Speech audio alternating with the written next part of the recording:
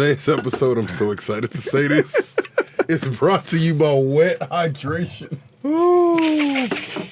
I got a case of them for the tournament. We got one left. The only hydration I like. And we got yerba mate. Is the wet time. Blue for you. I'm going to drink both of those because Charlie didn't have a sponsored drink. No, I'm ditching caffeine for Lent, and this has 30 grams of sugar in it, which is might kill me. So 30 grams of sugar kills me. I'm drinking a tall glass of ice water. Oh, well. I'm drinking wellness water. Wet hydration. Wet hydration. 0 sugar calories. Show. It's been an eventful weekend. Oh, man. Yeah. Yeah. So we just got off of IMCF qualifiers, right? We got a new podcast set up. We're testing out some camera angles for the new studio. We begin moving the new studio next week. Next week we start moving in. So this will be the last episode officially. This will be the last episode in this studio, so, barring major screw ups. Yeah. So we'll start moving the new studio this week. And we had we've had what, a year and some change in this. We are just over a year. I guess 2 years if we count the other shorts we were making before. Oh yeah, the D&D shorts. So we'll have much better studio facilities there, more room. This layout actually gives us a ton more room than what we had. Yeah, I kind of wish we would have done this like a long time ago. At the beginning. At the beginning it was kind of like this. But we only had one table, so it was. And we put the 2 tables in, we turned it sideways to do that broadcaster booth type thing, and it didn't work so well. It was very cramped in here. Now the spare bedroom's got room to walk. Tight. It's rather tight. Yeah. I saw a meme, Charles. Uh-oh.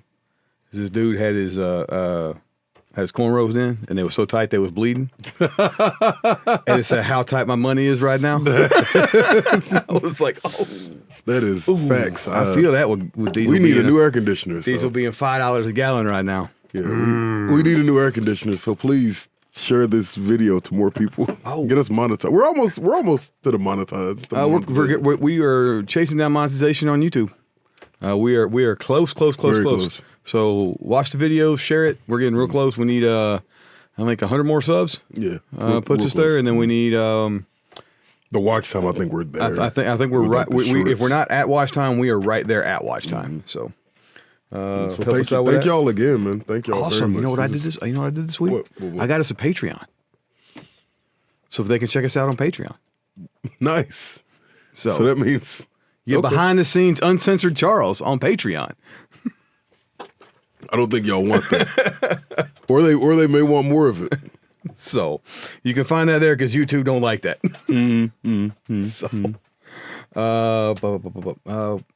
But yeah, we come back from Carnage. We've been doing some Carnage episodes, wrapped up Carnage episodes, and now we are on to IMCF. So we did had another Texas IMCF tournament. Yeah, honestly, I'm gonna get flack for this. The temperature wasn't nearly as bad as I expected it to be. I think y'all had the giant fans and stuff. They had a bunch of fans, so it was still. But I know y'all come in for the tournament, and y'all was like, "Well, why is Texas always so god awful hot, bro?" It's been like 60 degrees and beautiful. And actually, it's been a beautiful week this week. Yeah, Saturday was miserable. It was 95 degrees. And then Sunday was down to 80 as a high. Yeah, it was. And it was back in the 60s on Monday. So, I didn't even fight. I don't know what to tell you, man. I was blame Cyrus. Cyrus ain't getting no AC. Yeah. So this is all Cyrus's fault. Oof. But yeah, successful tournament, man. A lot of teams have really, really leveled up. The Soldados. So Soldados partnered up with some other Dominus folks and brought a stacked team. And they killed it, man. The size. Yeah.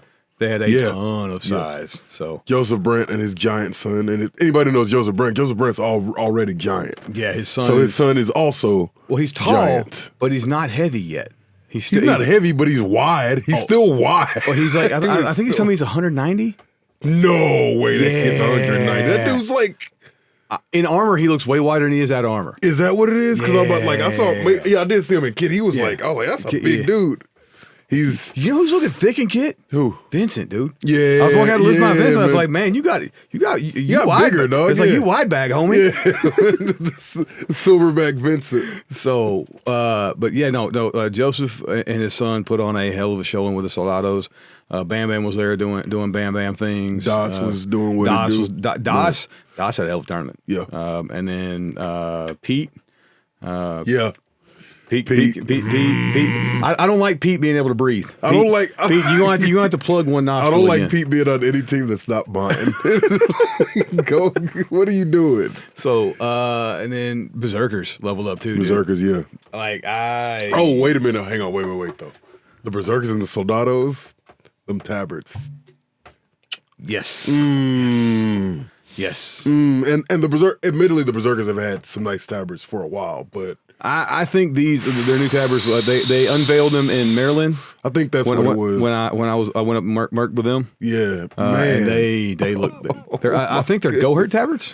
Are they okay? They're Buhurt. Gorgeous, and same with the Soldados, man. Just Houston has some new Tabards. Houston looked really good. Look. I like the crushed velvet Tabards Houston had. I did. I loved them. I think they look slick. I dead ass message Tatter. I was like, what? I need to attend a tournament with y'all so I can earn a velvet Tabard. I just told Grant's wife that, hey, I need to send you $100, $150 for what it was for a Tabard because I want one for the wall. I'm just straight up buying one. I was like, I want one for the wall. It's sweet, man. Yeah, it reminds me of like a Santa Claus Tabard. It's very Houston. It's very Houston. It's a Santa Claus Tabard. Yeah, dude. Dog. It's crushed red velvet with a white trail. It's Santa Claus, man. Dog. It's so good. So I wish they weren't open sided. I wish they were the full closed, but it's far cheaper to make it open sided. Yeah, honestly, because you can just pop it on and. Yep. Because like my new Tabard, I paid $280 for. Now it's custom one off, but actually grab it. So this is our. Let me grab this one. grab that one. So this right here, shows it. This is the pony Tabards with the tiny horse. Yeah, with the all right. That we had Alba made. All right. So that's Dallas Dragoons. That's out of linen. Okay. Solid build. All right. But now show them that Tabard that Alex Hurd made for me. You gonna actually hold it onto a camera? You've missed every camera. So we got a full size horse. Got a full size horse on the back here. We got the here. dags. And dude, look at that. With the red flash on the inside. Oh, and we gotta make sure we get a picture of you in this Tabard. I'll put one up somewhere around here for y'all see. Man, and then we got like a full size embroidery on the front. Bro, it is beautiful. So that's Alex Hurd. All right. He does not do team orders, but if you want a custom one-off, he is a costume designer by trade. What an excellent move! So what an excellent move. He only does one-off Tabards. So if you want a custom one, hit him up, Alex Hurd. He does not have the bandwidth to do more than one though. More than one at a time. More than one. He'll do one. So he's not only done that Tabard. He's also done. Have you guys seen Omer's? Team USA Tabard? Yeah, the Samurai. Yeah. So he did Omer's Tabard. He's done a few other ones as well. His portfolio is solid. I think he makes some of the slickest Tabards in the sport. Man, that thing. So, sweet. but again, he won't do a team order, but he will do one. Also, and it will look solid when he's done. Also, with Charlie and Celio, Charlie was also on fire at this tournament too. Yeah, he was on fire. I can't disagree with you. I don't want to jinx it, and I don't want to sound like I'm bragging, but I had. I'll brag for you. I had. I think I had the best tournament I've had probably ever. Yeah.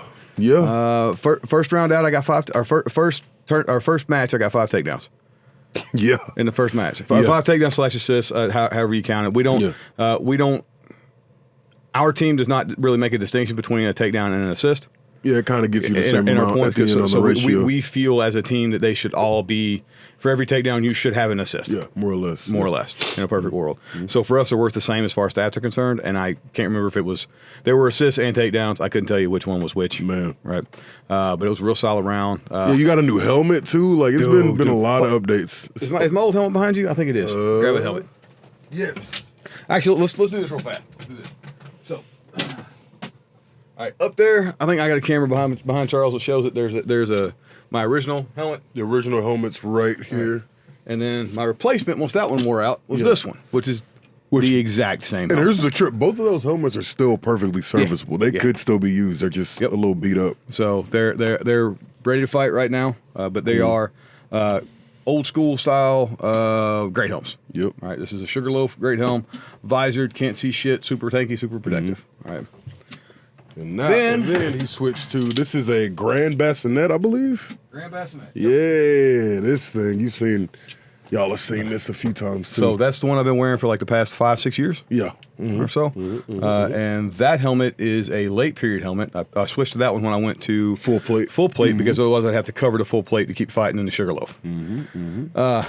This helmet, besides being derpy, super protective, super tanky, Heavy. it's fairly heavy. Yeah, but it also weighs, sits on your shoulders. It weighs less than a mailed coif helmet. Interesting. That's only like 13, 14 pounds. I didn't. Oh. Okay. Yeah, might be 12 pounds. It's like right around 13 pounds. Oh, it's because it's all there and with the chain and stuff. But the chain adds so much weight to it. So that helmet is big, and it doesn't strap to you, so it's super, super safe. Yeah. If you want a super safe, not going to get concussion helmet, great bassinet.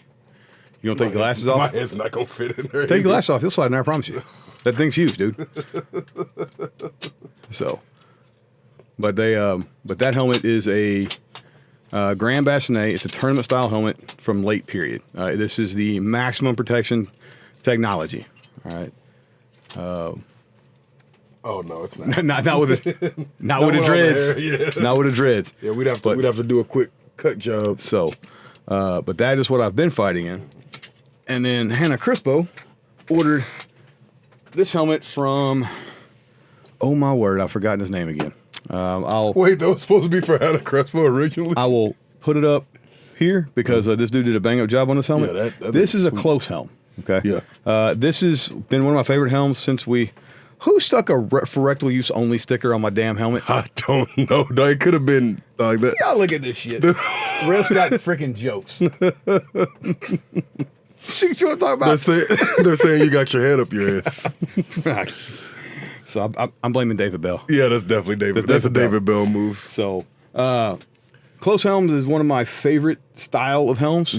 Close helm and Armet, I think, Armet are the Armet, however you want to say it, are the two swankiest helms in my opinion. Yeah, the Armet is like the classic Knight's helmet. It looks like a motorcycle helmet, right? Yeah. But the problem is it's got the wing cheek plates to come in, and because these helms traditionally sweep in real stiff. Yep. This one's been sporterized for our sport. If you look, it's not got near the tightness around the throat area. It's kind of still a little bulbous, which means it's super protective for the back of your neck. You don't have to worry about getting concussions and stuff. Yeah, because the closed helms originally, because they were so sloped. They really hug the curve of the back of your head, right? And same thing with Armets. This one, Armet and a close helm is how they open. So a close helm opens from. Oh, that one's bolted in. Hang on, let me undo the bolt. Squeak, squeak, squeak, squeak. All right. So we take this bolt out. This helmet also has 3 bolts in it to hold it shut, so you don't have to worry about the pins coming undone. But that is how they open. So they open so that you can get your head in there, and it closes, and then your visor also opens. So you got a visor that opens. Here, you know what? I'll be damned. The visor pin got knocked out of place on this one. Boom. I'll have to fix that. There it is.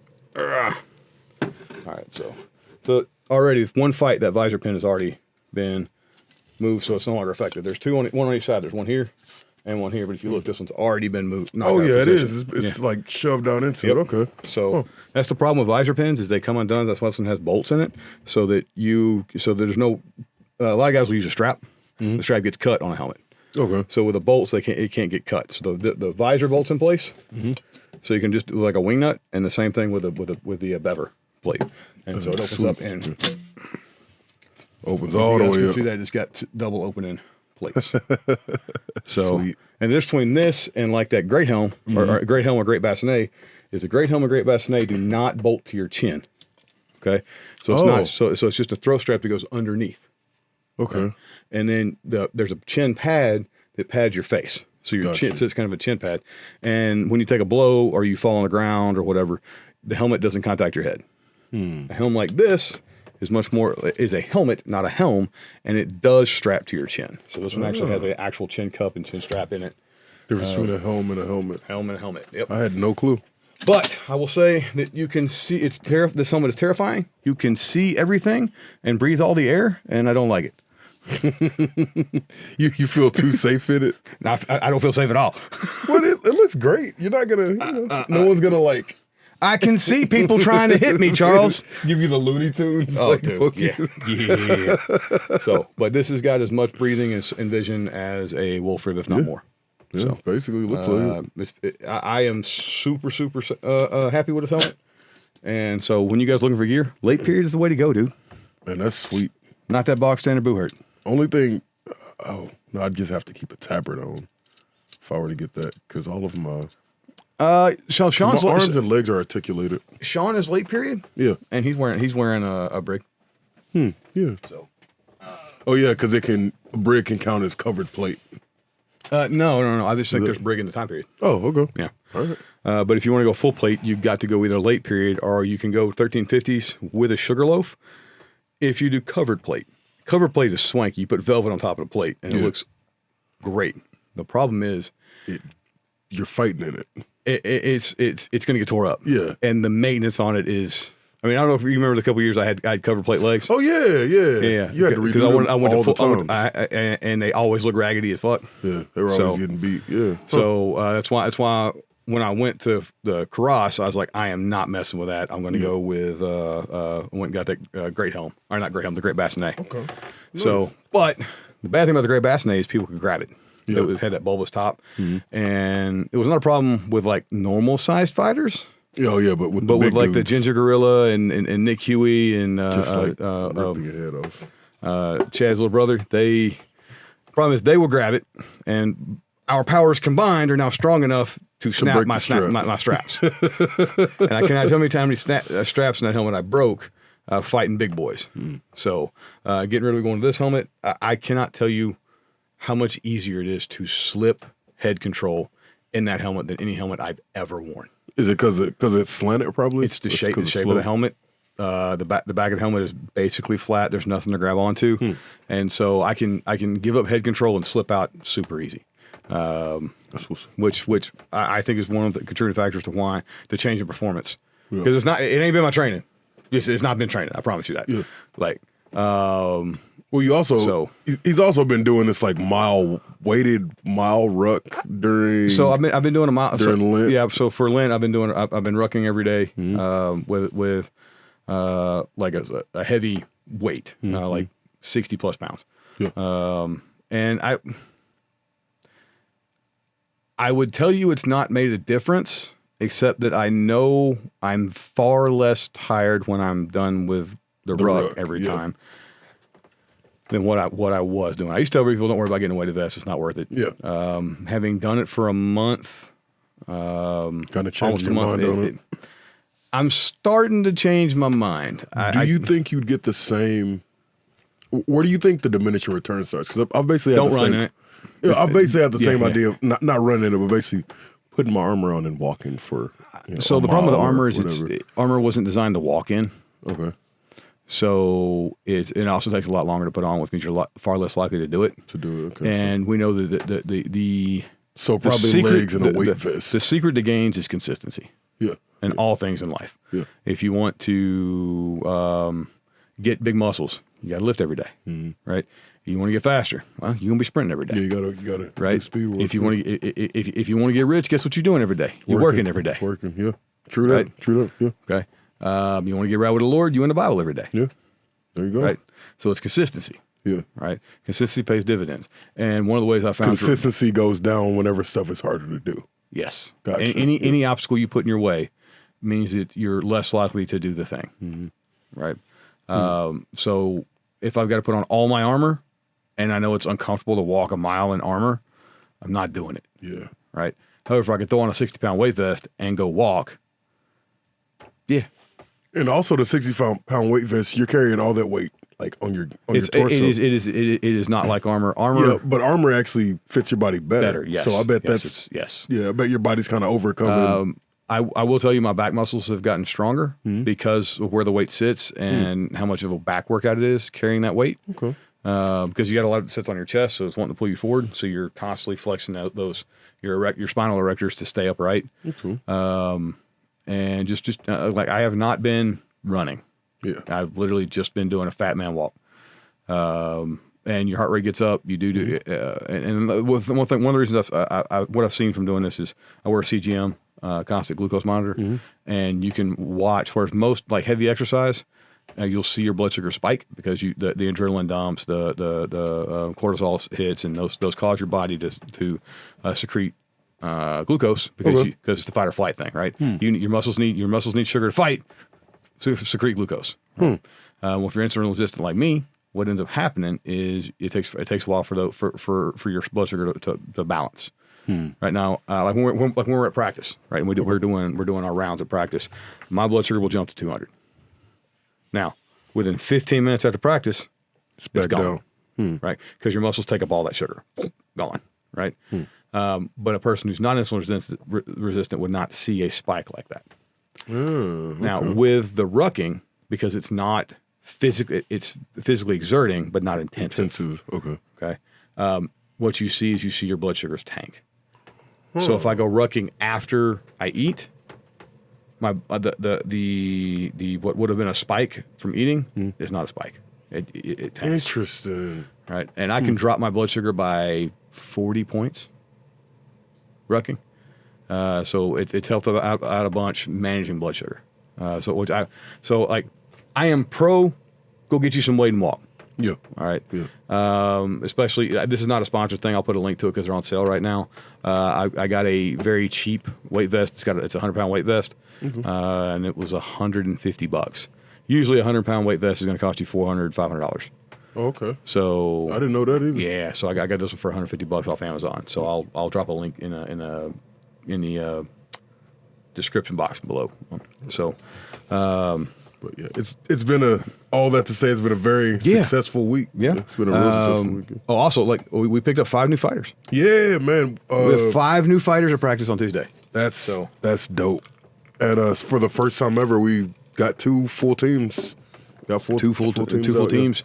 The Lancers made their debut. Yep, the Lancers are our second team. I will not call them a B squad. Okay. Just because they're going to exceed B squad status real fast. They're a competitive team in their own right. Yeah. I think they did some good stuff. We had our first. We had a fighter it was our first time captain, and he did really good. Ethan did a good job. Did a good job, really captain. Good, yeah. Shoots. We had we picked up 2 of the Big Danny. We picked up 2 of the Austin boys. So Danny bought Quartz old armor. Yeah. Okay, that makes sense. And it amazingly, I don't know how it fit Court and him. Yeah, because Danny is like way taller than Danny's Court. a foot taller than Court. He's a whole foot taller than Court. Now Court is wider than Danny is. Yeah, so I guess somewhere in there they met in the middle. I don't know, man. But he's wearing Court's old armor and that goofy thumb helm. It is. Danny, I know you listen to this podcast. You got to change that one before you do a BI tournament. They're not going to let you fight in BI with that, but you'll be fine. So, Danny and Brady. Yeah, I think I was there for Danny's first day of practice down in Austin. Actually, whenever I went down, he was a big boy. We did a bunch of soft kit rounds with him when they come up for our regional training camp. Brady is still impressing me, man. He kicked ass. Yeah. That whole Dragoon squad I was thoroughly impressed with, man. The Lancers? Lancers squad, yeah. Lancers, so. Very, very impressed with those guys. For sure. The next outing for the Lancers is going to be in Colorado. We'll be in Colorado. We're doing an IMCF Conquest match. Yeah, so we'll actually have hands-on. I think we're both merking for the Lancers at that event, so we'll both be there. If you want to come swing axes at me and Charles, bring it. All right, and then swing at him, don't swing at me. And then I think the Lancers are also fielding at Siege. Okay. So I think that's the next time we'll see the Lancers out, and they're getting better and better every time they fight. Man. Dude, Brett, not Brett. Yeah. Oh yeah, dog. Yeah, dude. He said he didn't have a round left, and then he shows up and shows out and clutches a win against Houston. And then I was like, I think. Well, what was hilarious is he clutches the win against Houston. Yeah. Houston, rightly so, Houston challenges it, yeah. Because I think it was axe handle, half under the neck. Half under neck. And the IMCF cameras showed that it was half under neck. They overturn it. They go back to refight it. And Brett's teammate team kills him. It's a 3v2. 3v2. Big Danny, who we were just talking about, ends up. And the thing that's wild is if Danny would have grabbed anybody else for that head rip, they would have went down too. He was sick with it. So, but he grabbed Brett and ripped Brett right off, like under the list, just like. He straight team kills him. Just straight team kills him. Ooh, and even I don't mean he traded for another kill. He just killed him. And then it was 3v1. But I looked over and Ethan was like, well, at least he was sick with it. and then what, to make matters even worse, IMCF later issues an apology to the Lancers because they made the wrong call. Because they went back and reviewed the footage again in slow-mo. And they were like, oh. Not really half the that wasn't actually half the neck at all.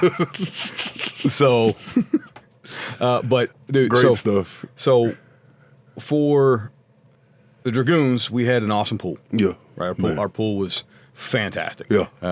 We came out firing on all cylinders. Yeah. It was actually the first time we've ever had the first round went as it should. Exactly how it was supposed to. Right. Absolutely. Usually, if you want to beat the Dragoons, you need to got to get them early.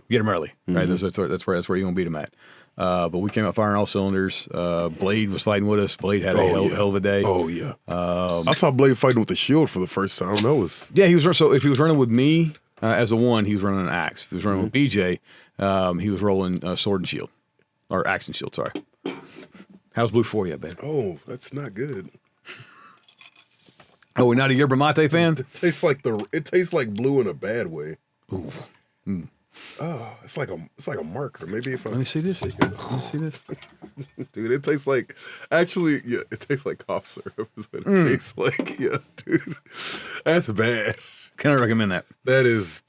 It's got that metallic tea in a can taste and blue. They should change like the blue highlighter. They should change the blue phobia, not blue phoria, because that's tastes like highlighter. Yeah, dude. That's I'm gonna drink it. I'm not a wasteful individual, but ugh. I think we tried the mint flavor of that. That wasn't good either. I like the mint flavor. Yeah. Yeah, the mint, because at the end the mint covers whatever that is at the end of that. That's rough. That's not good. So, but I wanted to like it so bad. We caught berserkers in pools at the end of pools, and berserkers have leveled up, man. Oh yeah, they gave us a run for money in pools. We did not beat them clean. Yeah. Now we were down Brett. That was a rough fight. Yeah. We were down Brett and we were down Cyrus. Cyrus was only really there in spirit. Yeah, he was. I mean, he was there. He was hurt. Yeah, he was there, but he should not have been fighting. Yeah, he was. Very and it was very apparent by the end of the day that Cyrus should have not been fighting. And Cyrus, 8 weeks off. Go get healed. Is that what the doctor said? We got big tournaments coming. 8 weeks. The doctor said 8 weeks off. So that's what Cyrus said. He's taking 8 weeks off. I don't know what the doc said, but Cyrus said he's taking 8 weeks off. So we're gonna hold you to that. Yeah, I think that'll be perfect for him if he does like 8 weeks of like good active recovery. Yeah. So, and then, you know he messes back up. Huh? Sparring with BJ. That'll do it. Cyrus, you're an old man. Yo, come on, man. Don't spar with BJ. Come on, man. Actually, BJ I also hurt myself racing BJ. Like if your ass is over 30. And the bad thing was you wasn't anywhere near beating him. Man, oh my, you were so. I got it on video. I videoed it. He was walking your old ass. You see me. You see me in that video gear down, and when a gear down happens, it's whatever my engine. I mean, he pulled up lame because he was getting whipped. That's what I saw. No, BJ, we're having another race. Speaking of BJ, did you see the hang time he got on that flying knee? Dog, I'm gonna put that picture right here. And dude, he is like his belly button is clearing. Yeah, a 6 foot plus tall dude in armor. Yeah. Guy's a freak. I don't think there's a better athlete in the sport than BJ. No, I just think that he is by far and away the most athletic individual in the sport today. He's just incredibly athletic. Can you, especially at that for that size? Yeah. And I saw it happen several times. Somebody thought they were gonna run away from him. They go to turn around, and I'm like, every time. We're actually doing really good in open field this week. Yeah. This past week, I got several open field takedowns. Sean was y'all were a lot more mobile. Y'all seemed a lot more mobile. Yeah. And I don't know. I don't know what if I can attribute that to the for me personally. I don't know if I can attribute that to the helmet with more visibility or doing the weighted rucks. So that helmet gives you more visibility than the Grand Bassinet. I mean, no doubt about it. The holes are larger, and there's much more visibility. But the Grand Bassinet still is great. It's fine with visibility. But that was just better. I never lacked for vision in the Grand Bassinet. Yeah, you just didn't realize there could be that much more. Oh, I knew there could. There's a wolf rib. Okay, yeah. But I like my eyeballs, and I don't have a pirate fetish. Yeah. So, now that's not to say that you can't make a wolf rib safe. You can. Okay? Not legally. The problem is it's not legal to make it safe. Yeah. And most manufacturers do not make a safe wolf rib because a wolf rib and a collapse visor are made the same way, and they have the same problem. It's a single point of failure. Oh, the hinge. Thing. Okay, yeah. Because traditionally the bars on a wolf rib, the horizontal bars, are not welded to the helmet. It's a faceplate that you can open and close. Just nobody opens it. And sometimes the faceplate may not even be able to move. It's just got that, but it's got that single point of attachment. Yeah, because when I was like the... And so we saw two of them fail in the last couple of tournaments. The whole faceplate just fell off. Same problem you got with class visors, where they just fall off. Oh, years ago with the Lost Boys, Zach just straight up pulled the guy's wolf rib, like just boom, gone. Yep. Yeah, and I was like, that's... Wolf ribs are the least safe helm in the sport. It's like they just are. And we will not, I mark my words, when somebody finally loses an eye, they will either require the bars to be welded to the helmet and add a third eye bar, or they will outlaw the helmet. The thing that sucks about it too is like, it's just a cycle, because my wolf rib had 3 bars in it, and they were like, you need to take one of those bars out. Yeah. And then now I will say Cyrus's, I put on Cyrus's new wolf rib at practice Tuesday. Okay. I did not feel unsafe in that helmet. 2 bars or 3? It's got 2 bars, but they're positioned in such a way one here that it's a little wider on that size than I would like. You could definitely still get a sword in it, but it's not like a lot of them I've seen where it's just like you run around naked, basically. Yeah. So there are ways to make a 2-bar wolf rib safer, right? I say that now. My current helmet has giant oculars in it that I need to put bars in, right? So that's on my upgrade list. But you still got the problem with the horizontal bars not being attached to anything, right? Oh yeah, so they're just hanging. Yep. And then so anyway, helmets back to tournament. Yeah. Okay. Blood Eagles. Yes. Blood Eagles had a tournament. They did really well. And if they can, I hope to see Chris and Bam Bam keep on Blood Eagles for an upcoming tournament. I think Blood Eagles are a good enough team now to see them at that if you had Chris Simpson and Bill Woodbury back to that lineup, because I know they've been working out for other teams. Like they were on Soldados this weekend. It'll be like I think I think you'll see the Blood Eagles in the medaling rounds. It'll be like when the New Avengers got like Captain America back. Yeah. When the New Avengers got Captain America and the original Iron Man back. Dude, I'm sorry, I didn't catch your name, but the tall center they had for the Blood Eagles, that boy can move. Yes, very mobile, very mobile. Because BJ and I we roll out. We run shake and bake. We drop a dude. The one is giving us trouble getting him down. I look up and I see their center just on top of Sean, and he's a foot and a half taller than Sean. I'm like, Sean is pound for pound our best grappler, but that's still not a win case for Sean. That's a so Sean needs to be doing Sean things, not grappling. That's my job. So I take off across the list. And I fuck up the cross check. He rolls out of the cross check, and then we just start he's chasing Sean around the list. I'm chasing him back and forth, back and forth. And, I'm not a flanker, Charles. That could have fooled me. I'm not a flanker. This boy done run me ragged. Oh yeah, after that round, Charlie was ready to come out. I was like, get me out of this list. And I think Vince was like, you need to stay. No, that one I came out. I was like, oh no, that was the final. That was the final one. Yeah, when we went against Berserkers. Yeah. But that and the thing was, I finally caught him, head ripped him, but on some wolf ribs, there's a decorative curl at the chin. Oh, like a little curl. Yeah. And my haft had gone underneath that curl. I could hear them hollering, haft on neck, haft on neck. I am not on this dude's neck because there's a chin plate underneath that's solid. But I know that if I finish this takedown, they're going to stand him up. Because it's the Aventail is above it, but there's still like helmet down. There's still helmet, but the Aventail comes up here. Yeah, right? exactly. Yeah. So they're saying haft on neck, but that's not neck, right?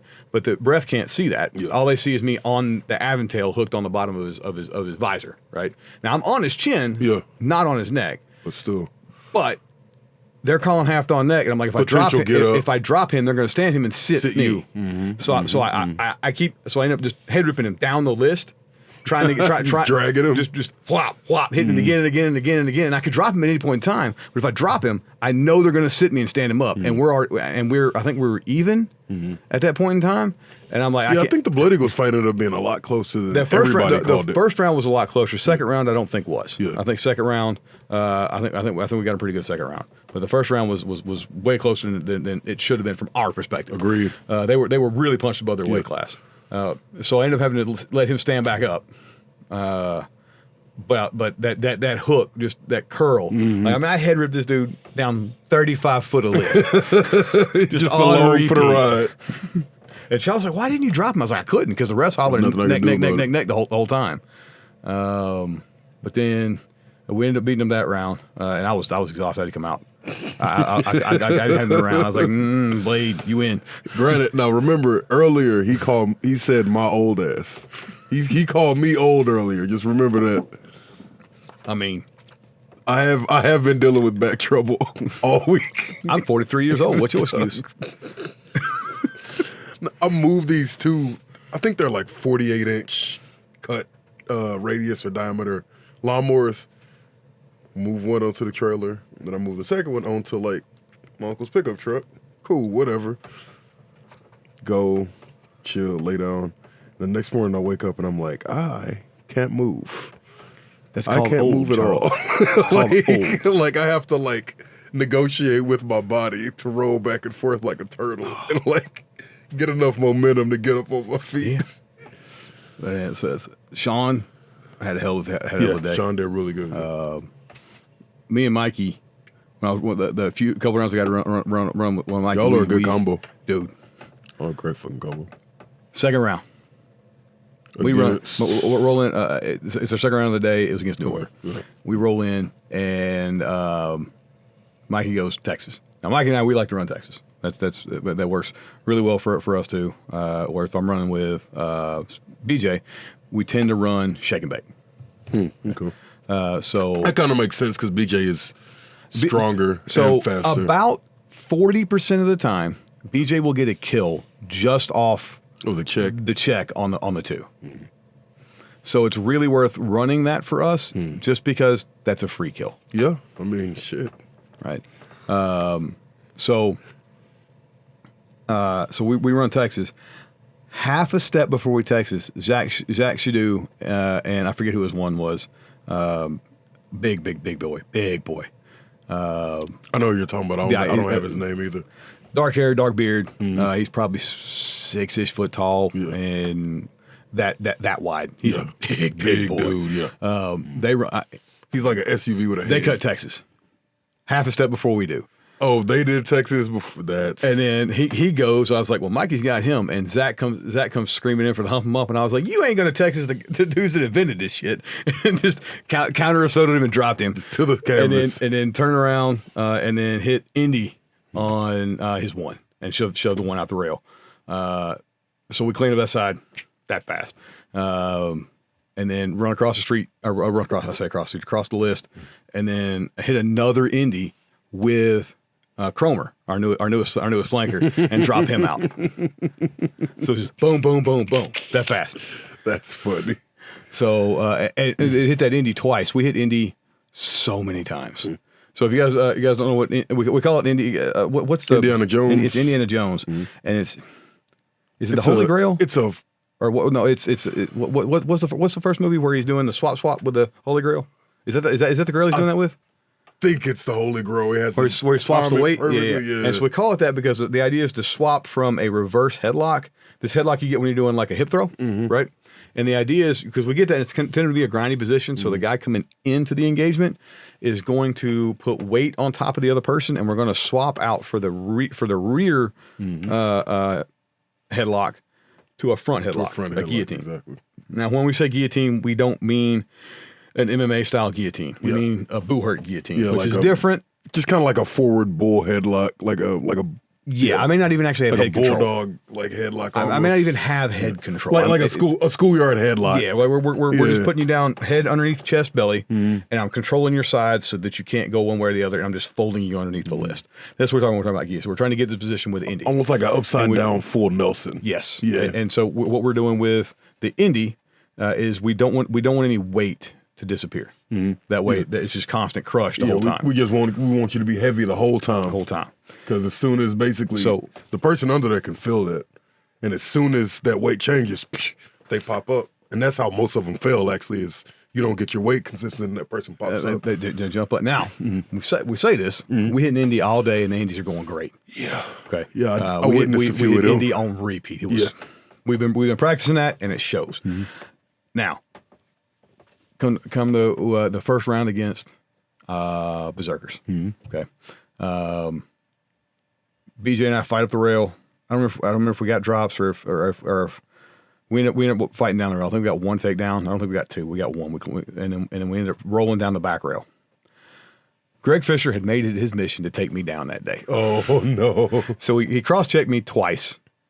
First time he did check you. First time he failed. Second time he does a flying knee into me. And I heard cross, knowing that my ass is the one that's out because there's bodies between everybody else on the list. So he's not diving them.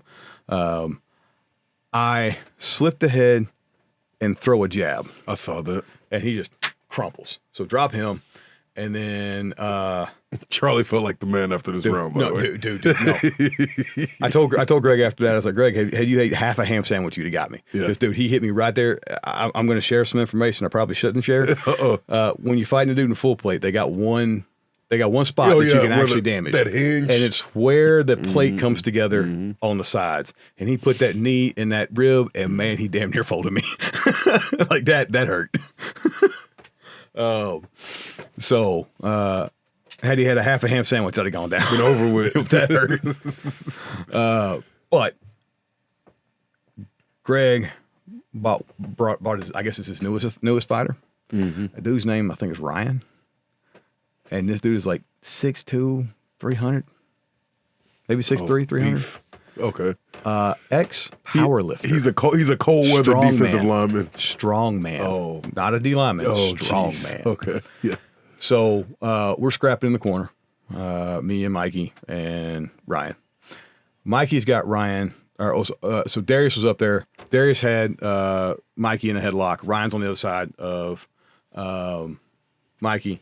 I roll up after drop Greg, grab Darius in a Danish, start pulling the Danish, and then just kind of start crushing him down. As I crush him down, he's got Mikey in a headlock. So I reach over, I grab Darius's elbow, clear Mikey's head as we drop Darius. Mikey stands up. We're fighting over Darius and another body in the corner, and Ryan ends up getting back into the corner. Switch with Mikey. Mikey gets head control, and we start working him down. Okay. We're doing the Indy, pulling down, drive, and there's bodies, so I can't really get a good drive on it. So I let up pressure just a little bit to reset to reach deeper. Yeah. And as I let up pressure, this giant motherfucker, Mikey is reverse headlock, full sprawl. Yeah. On this dude's head. Yeah. Okay. All of Mikey's weight is in this dude's head. On his like set. Yeah. Just setting, like he's leaned back into it. He's like, if this dude goes down, Mikey's going down. Yeah. It's that much weight on him. Okay. He stands up with Mikey dangling from his headlock. and says, "What if I just threw you over the body?"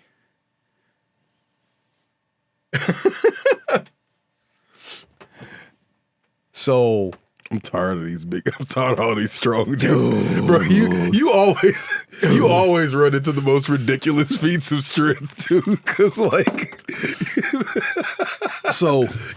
Mikey goes down. Me and Ryan are now rolling up and down the rail. Yeah. Trying to get one up on another. Yeah. He's too strong for me. I ain't got my 43-year-old ass ain't got nothing for this dude. And we're rolling up and down the list. Sean comes in to help. And then so now it's 3 of y'all. No, we're up 4-2. Okay. We just got to put one of these guys down. Somebody. But I think it might have been Patrick Hurd in the other corner, who's also real hard to take down. Also is not happening out of the corner. And Cyrus is over there gassed. Yeah. So this round's going on for a long, long time. We get back in the corner, and you see that big chunk of skin missing. Oh, there, and there. Yeah. This giant dude says, "What if you ain't have a gauntlet no more?" And just grabs my gauntlet and hurls it off of my hand. Like, cut the crap out of my hand, too. Dude. I'm like bleeding everywhere. And then we talk about Sean's pound for pound, the best grappler in our team. Yeah. Sean's little butt actually ends up throwing Ryan. Yep. Nuts. Right? Nuts. So just boom. And then it finished around 3-1. I'm exhausted after this round. Tired. You always get the biggest, strongest. Oh no, it gets worse.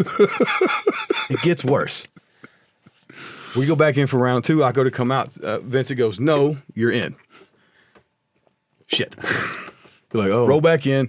Me and BJ on the second side. Mm-hmm. I forget how the round goes. Doesn't matter. I end up crossing the list to save Thomas. So I save Thomas, get him stood back up, and no sooner I get stood back up, Yanni shows up with his big strong ass and head rips me. Now, my new helmet is not really head rippable. Okay. Because the way that flares out, it's flat on my chest. Oh, straight, so there's nothing really to hang on to. Again, this helmet is like the best helmet I've ever had for slipping any kind of head control. I go to slip and I go to turn, but then I can't complete the turn and get dropped hard. I'm like, well, that sucked. We're going to have to go round 3 now because they're up in numbers. I think they were up 3-2 at that point. Okay. Might have been 4-2. They were up. Okay. Yanni, I think what happened was when Yanni started the head rip, he was above the bever. But when I turned to slip, it slipped underneath it. Okay. And that jammed where I couldn't finish the rotation because that big, long bever on that helmet is way down here. So when you turn, if the half's underneath it, you can't finish the rotation. Be able to move it. So when you guys are getting head rip, you want to rotate your field side shoulder to the rail. You want to roll towards the list and duck your head to get out from the head rip. So that locked up. So 3 refs are telling Yanni take a knee and standing me back up. I ain't gonna argue with a ref. Yeah. Get stood back up. As I'm trying to get up out of the way, Eric Duncan pushes Cromer over me. That's funny. So you went down anyway. Cromer goes down. I get up, and then it's 2-2 at this point. I think we had a Simon over in the other corner or something. But it's me, Eric Duncan, who is fucking huge, and BJ, and some other big boy. I forget. I never saw who it was.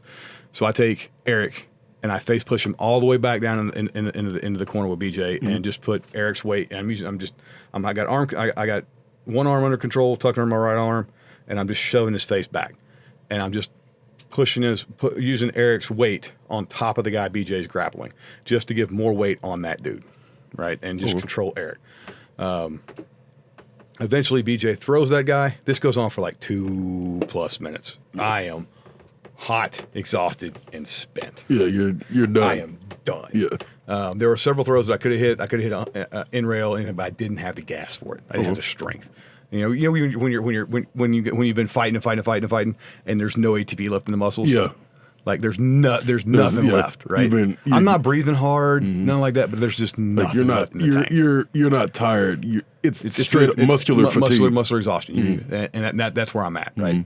And I'm hot. Yeah, you guys know when you're fighting an armor and the armor just starts cooking. It just like starts to radiate back at you. And I get Eric Duncan in the seatbelt.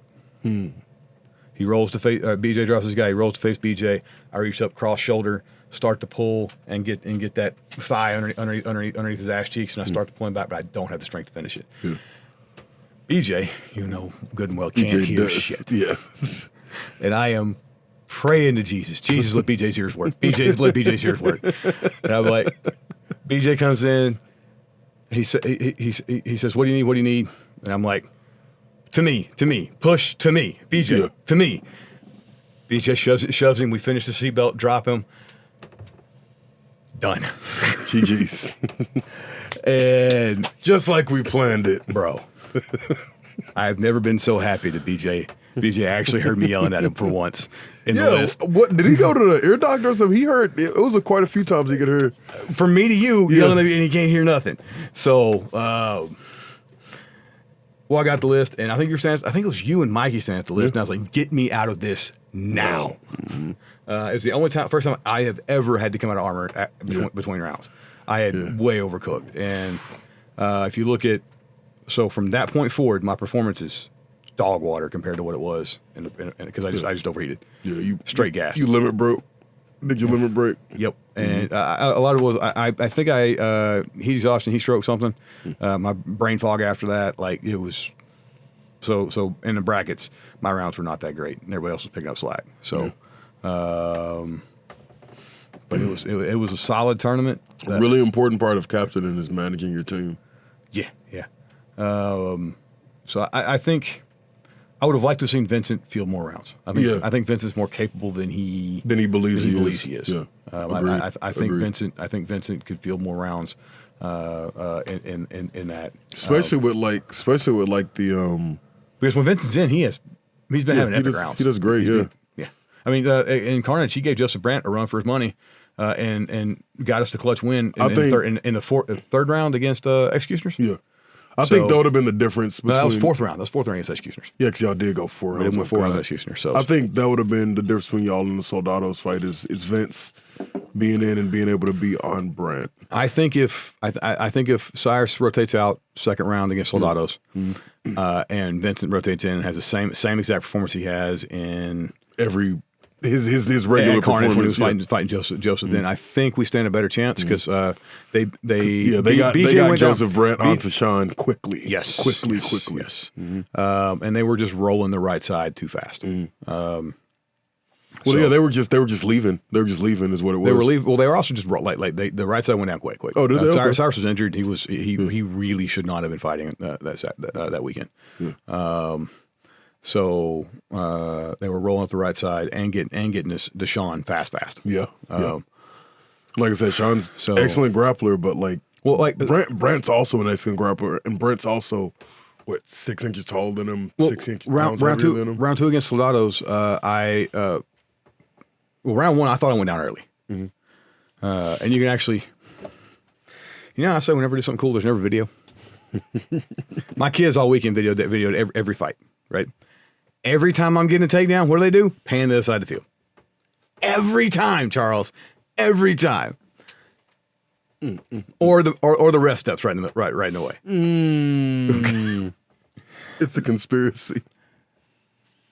Timothy Hines, who is the most epic videographer we've got in the sport. He's jacked. He is jacked. He's absolutely jacked. What the hell is going on? He's absolutely jacked. Posts his test footage. Hines posts his footage. Okay.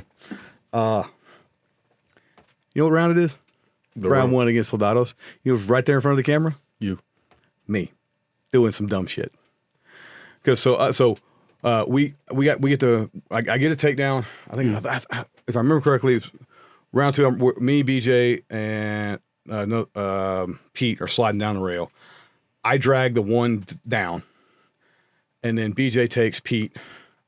As BJ's taking Pete, I roll out from behind Pete, and the center's crossing. So, and he's going to head rip BJ. I'm like, hell no! I go to dive behind BJ and stop the head rip. I miss the angle, and I run right into a Sasai. And all you hear is "fuck." fuck, as I go flying right in front of Timothy Hines, 6K, 120 FPS footage of me just going, fuck, down the rail. Plain as day, dude. Hate to see it. Every time. Hate to be a part of it. Timmy, Mr. Timmy, sir, I will pay you so much money if you just get one shot of me. One shot of me being cool. Doing something cool, dude. Even one. Every time he gets me on camera. Even one. Like at War to North, when I tripped over Thomas trying to save Thomas and face planted into the rail. You know who's on the other side of the rail? Mr. Hines. Timmy Hines. Right there with the camera. And it's the first thing I see when I look him up, I'm like, you gotta be kidding me. And you know that's making his highlight reel, right? So, but yeah, I think if Vincent's in round two almost ended up in a draw. If it goes to round two three, is at least a draw. Yeah. Goes to round three, I think we stand a chance round three, round four, because the Soldados big boys were getting gassed. Yeah. So end of the tournament. And then I think that was our only chance to beat them. They were just a better team on the day. Yeah, they had they had it. They were wrecking folks. Yeah. So it ended up being Soldados, and will there be 2 5 squads again? There should be. There is some talk in IMCF about them cutting the second 5 squad. I really hope they don't. They shouldn't. Yeah. IMCF, if you're listening, you worried about schedule? You got 5 lists, from what I understand. 5 lists, and you got like 200 refs. Dog. You're good. Yeah, you're good. Fine. We can run this. That camera just died again.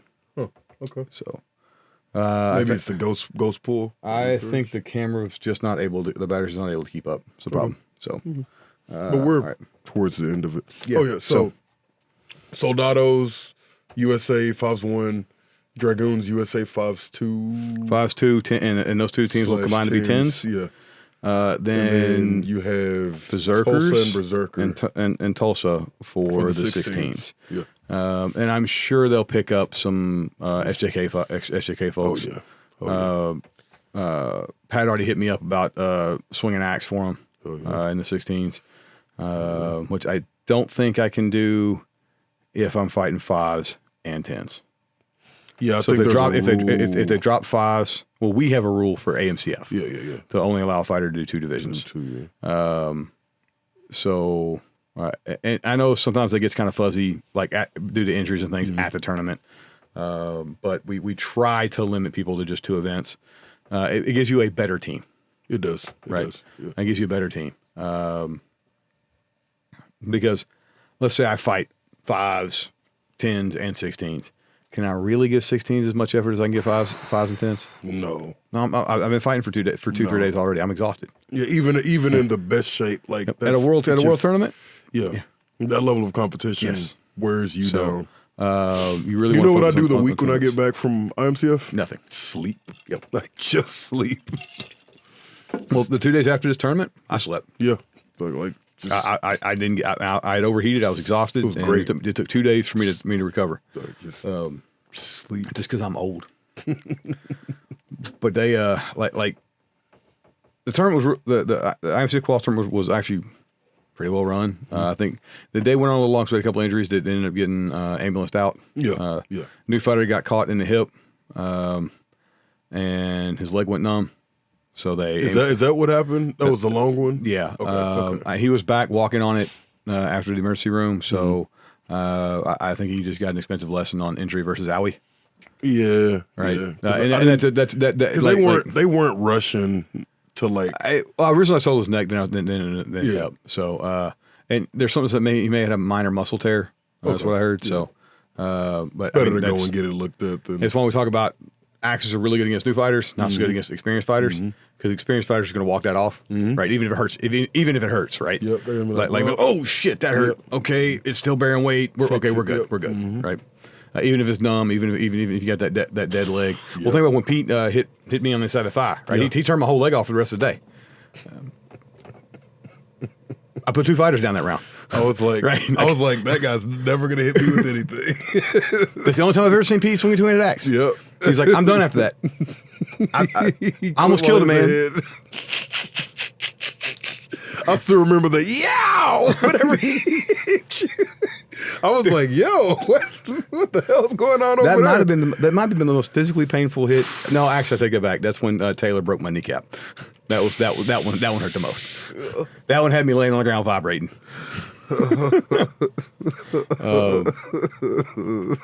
You know those injuries where you just like all you can do is breathe hard. Just Well,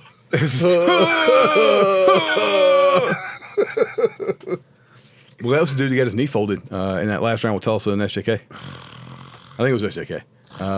He got his knee folded up, and he was. That hurt. We're talking about from Tulsa? Yeah. Yeah, Alex Shambruk? Yeah. He got hurt. It's actually way better than we thought it was. Okay. Because whenever I walked over there, I was like, oh, his foot's gonna be the wrong way. But it was, I think it was just like a sprained ankle, maybe. Like it was way better than we thought it was. Because I thought it was knee got folded. Because at first I was like, he said, I think it's because somebody did a flying knee into somebody else that went into and then he was in the middle of an Asoto at the same time. So it was just bad. I saw it happen. I was like, oh, I think that's like a. Yeah, it was one of those pile of bodies. But I think they drove home that night, and I think he's generally all right. I think you'll definitely have to sit out for a little bit. But, I mean, I'll be honest with you, I love hurting people. Yeah, but I don't want nobody injured. Yeah, exactly. Right? I want to be able to work on Monday. Yeah, right. Yeah. I want you screaming in pain and bruised up and banged up, but I want you. I don't want you to go to the hospital. Yeah, exactly. I don't want your foot turned backwards and shit. Yeah. I mean, unless we're at an international tournament in Europe, then. Hey, man. I mean, gloves off now. It be what it be, dog. It's what it do. We have the Conquest in Colorado. Siege. And then there is a Conquest match we're trying to get scheduled in Dallas. Okay. In May, at the end of May. If you guys if you got anybody who wants to come to Dallas and do a Conquest match, hit us up. So we've got that coming. That'll be that's kind of our next couple of months schedule for the Dragoons / Lancers. But the Conquest season has started, and we got some scuttlebutt going, talking about possibly maybe hitting Conquest real hard next season.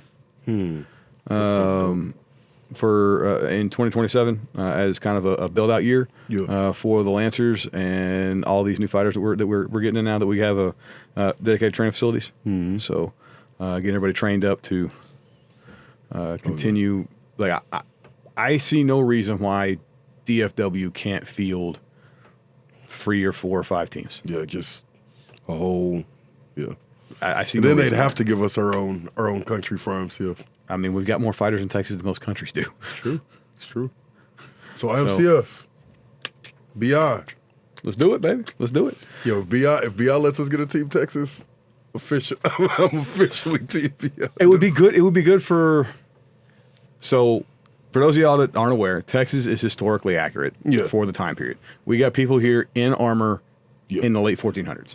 That is, and in the 1500s. That's where the actual San Jacinto Knights come from, right? No.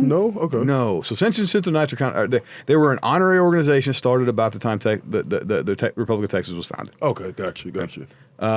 What's fun about them? It was basically a order to acknowledge extraordinary Texans.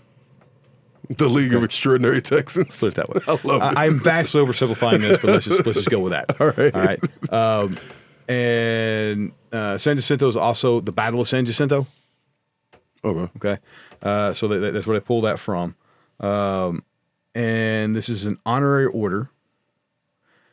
And some point in time, they're like, "Dang, nobody worth being in this order no more," and they just stopped inducting people. Hell yeah.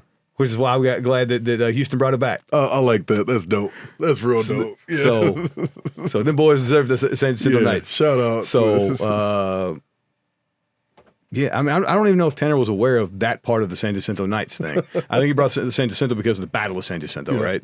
But that San Jacinto is like a historical thing. Like San Antonio, they're the Saints of Remembrance. Saints of Remembrance. Remember the Alamo. That's so cool. I want the San Antonio Saints to field so bad. I think they're back. I think they're back at the 3 folks now. So San Antonio Saints of Remembrance. Yeah. Hey, y'all need a merc. Look, y'all need some dope tabards, and I want to come merch so I can give me a tabard. Yeah, exactly. I need to remember the Alamo tabard. Yeah, the Saints of Remembrance. So, that's our coming schedule. IMCF was whirlwind. Mm-hmm. I don't want to leave off with IMCF without talking about SJK and TFC. Yeah. Okay. Because you know, like we tend to look at stuff from our team's perspective, right? Mm-hmm. Like, I'm real proud of the Lancers. They won two matches in pools. Yeah. They made it out of pools. Ref chicanery happened. Mm-hmm. SJK got the slot. Yeah. SJK was the better team. Yeah. Agreed. Right. Yeah. Not saying they that were. was also a rookie squad, really. Yeah. They had minus Grant. Tanner's out for broken arm. Mm-hmm. Taylor is in Mexico getting stem cells. Yeah, he's getting courtesy of AMA. Yeah. All right. So he's down there so he can get back on his AMA run. Mm-hmm. And I think Grant might be the most experienced fighter on that squad. Yeah, and Grant is actually one of their newer experienced fighters as far as that goes. Huh. I think that's right. Yeah. And no, Big Nick. And also Big Nick was the most experienced fighter on the squad. Oh my goodness! So I forget his name every time. Oh my god! Oh, Joe. It's not Joe. Is it Joe? Dang it! But regardless, they're bringing their newer, less experienced fighters in. Yeah, they don't have their typical A squad lead fighters. Mm-hmm. And they beat TFC in pools. Yeah. Pretty handily. Who just won gold tier 2 Carnage. Yeah. So you got a nationally gold medal team that SJK beats. Yeah. In pools. That's wild, yeah. All right. SJK goes through pools, makes it out of pools. They meet TFC in the brackets. TFC turns it around. At the end of brackets and beats them in one hell of a knockdown drag out. I think it was 3 rounds. Yeah, I think it was 3 rounds. 3 rounds. It was a rough fight, dude. Yeah.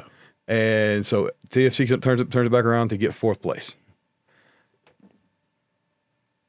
I'm telling you, man, SJK, don't sleep on SJK.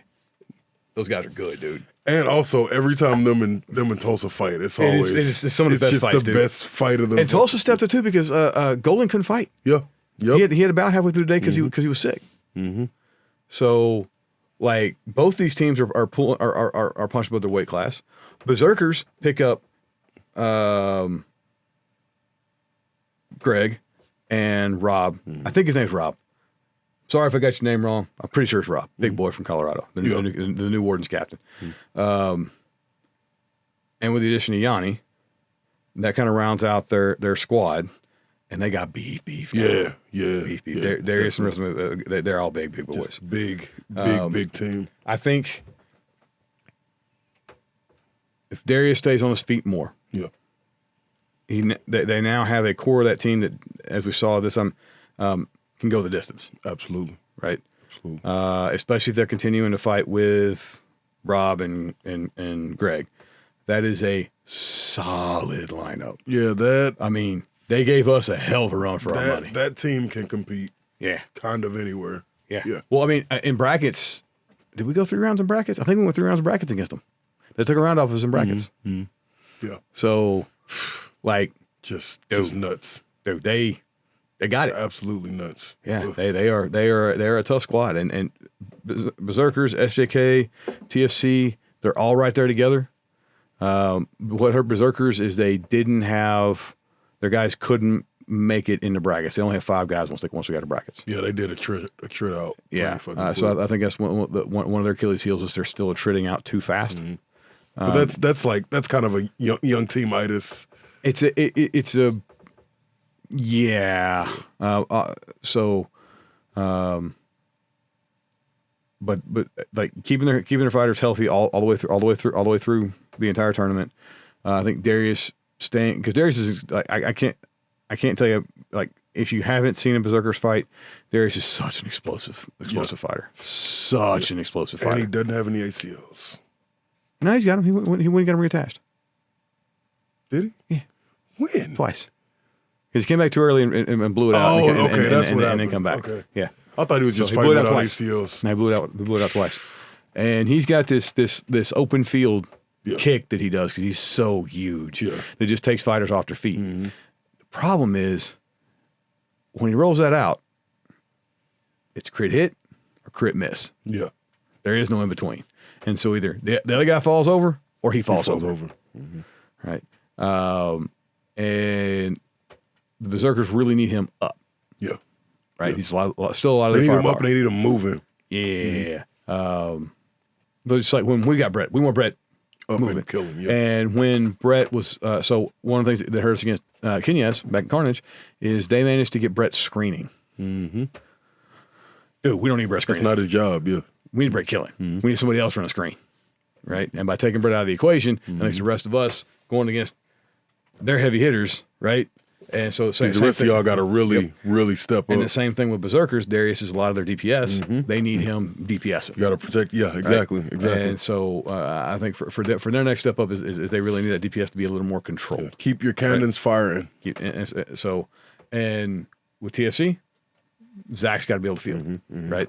He's such a huge part of that team. He's got to be able to field. Well, also that TFC squad didn't have Heath because he had to go be a dad. And what you gonna say about that, right? Like, his family's first. So, straight up. So they were down Heath and they were down Zach and it's still coming strong like that. Like that squad is getting better and better and better. Just flat ass is. And then Sean Holland showing out on Berserkers. This is going to be, I think, the most competitive IMCF we've seen in a while too. I don't know it'll be as competitive as what we had in Mexico. That was a pretty stacked IMCF squad. I'm talking about other countries. Oh, definitely other countries. Yeah. Like, I mean, because White Company's going to be there. We've got Prague Trolls of some sort is going to be there. Yeah. I do not think that either of those teams will be their full A squad. No, but they'll be. But the core of those teams will still be there. And the Danes also. Yeah. They're good. Yeah, we need it back. We need it back. We need it back. Y'all got us in Prague. Hashtag get it Hashtag back. rematch. Hashtag get it back. So, but yeah, it's going to be a pretty stacked IMCF. IMCF, again, like we're talking about, that's please still terrible. Do 2 5s. Yeah. Let the country bring 2 5 teams. Like doing that, one, it sets y'all apart from from BI, from the BI experience, and then it allows you have so many countries that are slated to go to IMCF this year. It's going to make IMCF the biggest fives tournament ever. I think. Also, I think that, pretty damn close. I think that it'll be close to what cars run, but it'll be one bracket. I think IMCF is trying to get to where BI was, where they have a USA 1, 2, and 3, and then they have or maybe they just want 1 and 2. I think 1 and 2 is fine. I don't think you need 1, 2, and 3. Yeah. I think the problem with BI is when you go 1, 2, and 3. Now 1, 2, and 3 become the 12th team. They become the 25s. At the time, it was 21s. Yeah, 21. And that's just not every fighter that goes needs to fight in 5s. Yeah. Right. Let your 5s be your big dogs. Mm-hmm. Right. Yeah. Some fighters are 10s fighters. Some fighters are 16s fighters. Yeah. I mean, it's us. Much preferred 10s. I mean, 16s, we bet you 16s. I can swing. I can just bring a really big stick and just go. Well, I mean, you look at you look at historical performances for us in 10s versus 5s. Yeah. Right. Yeah. We are just statistically speaking much better 10s fighters. Mm-hmm. 10s, 12s. Like we are much better at that discipline than we are 5s. Mm-hmm. Right. And I think that comes from a football background too. I think a lot of it does. The field awareness, the ability to move, having that confidence to do that.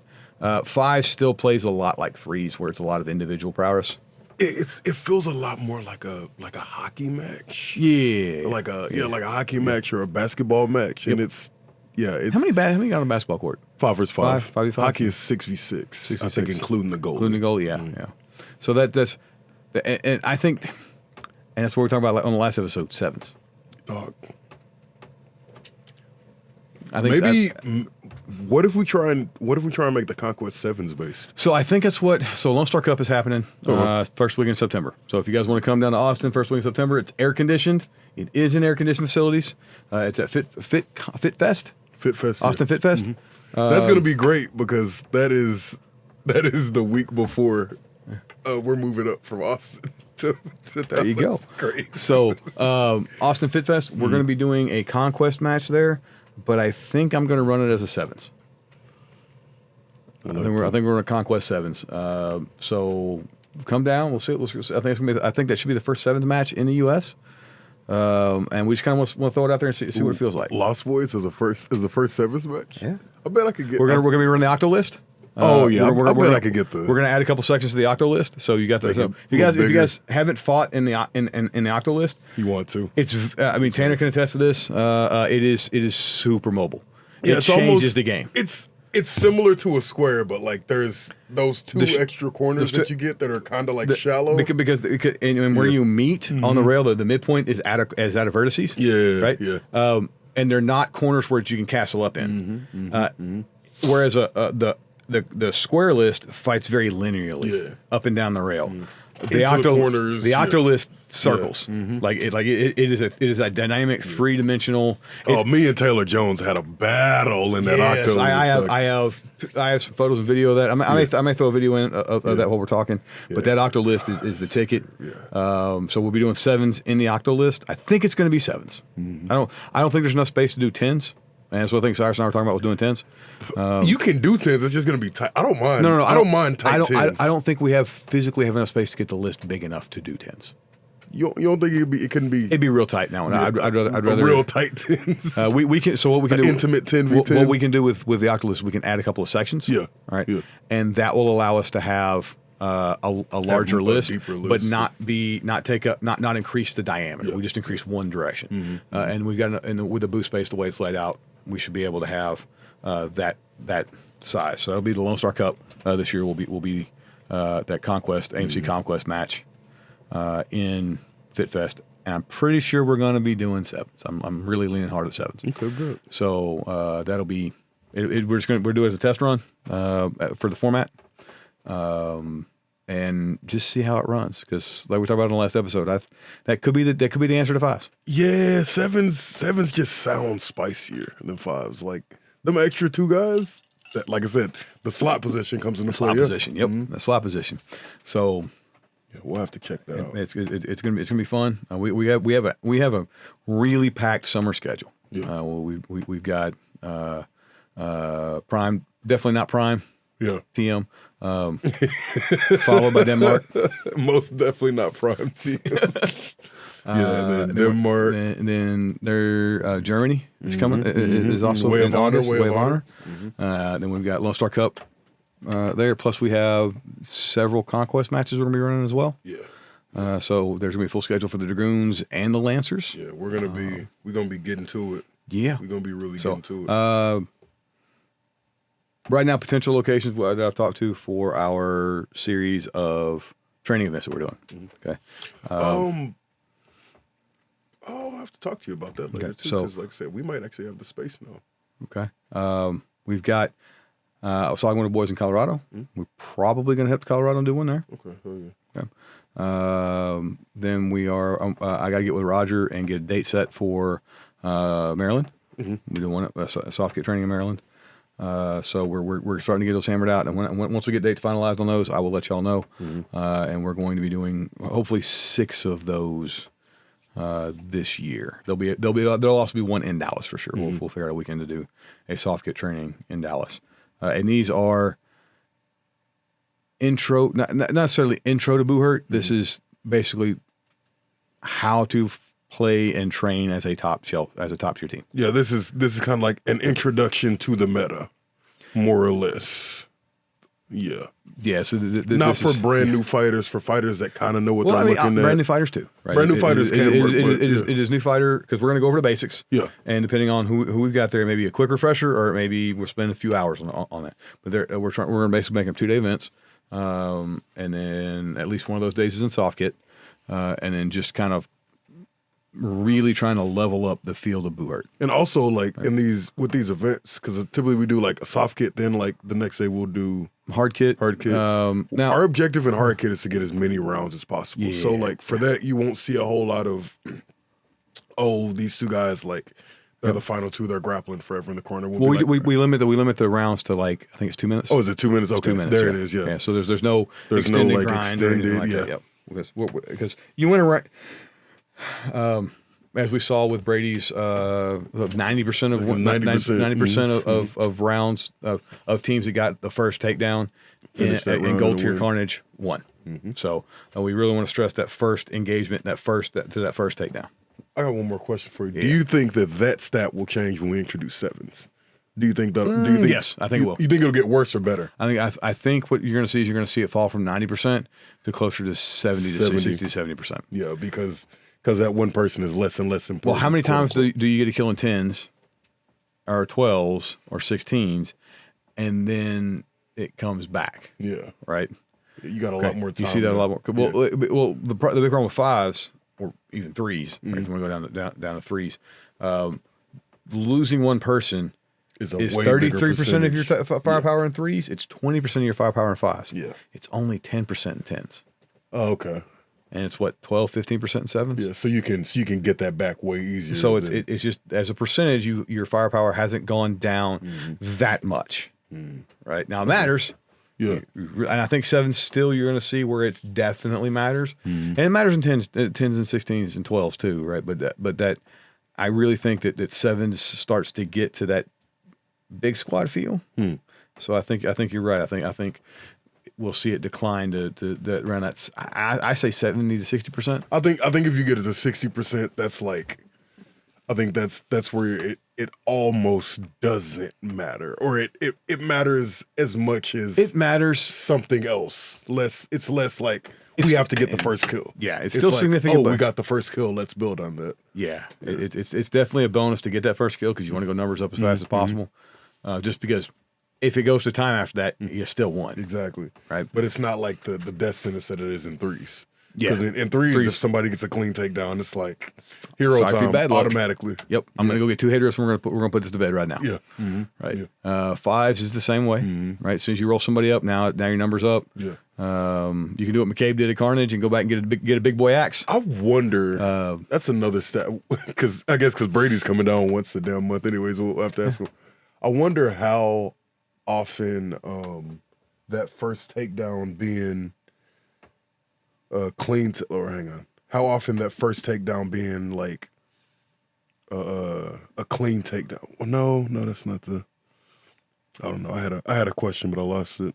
The first takedown. I don't know. Like clean versus Samo? Yeah. Like clean versus a Samo takedown. Or no. The stat I want to know is the time difference between the first and second takedown and the second and third takedown. Does that make sense? Oh, I guarantee you it's. Because like you start steamrolling. Yeah, exactly. Because it seems like that first takedown is what you're really working for, but like when you get that first one, the second one's right there. Yeah. So it's like So at least from the way we run our rails, when the first one goes down, that second one's getting mopped up pretty quick. If things are going the way they should. Yeah, because it's a 2v1 at that point. It's 2v1. So it's exponential. Yep. So I think that's the stat, right? So. Are we got anything else, man? No, I think that's it, man. I really like this setup. This is nice. I mean, it's like on sadly we're having battery problems with the other camera, but like I'm on the old Joe Rogan. Before he got that big old wide table. Right. Mike Tyson come in and done scared him. We need more space. Hey, our new table's wide. It's 4.5 feet wide, and it's like 10 feet long. So. We moving on up, man. Moving on up. So, all right, like I said, say goodbye to the spare bedroom studio. It's been great. Thank y'all for supporting us through this and getting us on the bigger and better things. Yep. Don't forget follow us on Patreon. Links in the. I think we're those people now. All right. Throw us a couple dollars on Patreon. Help fund all this camera gear. Oh my gosh, we're Patreons. We are, dude. See uncensored Charles. Oh yeah.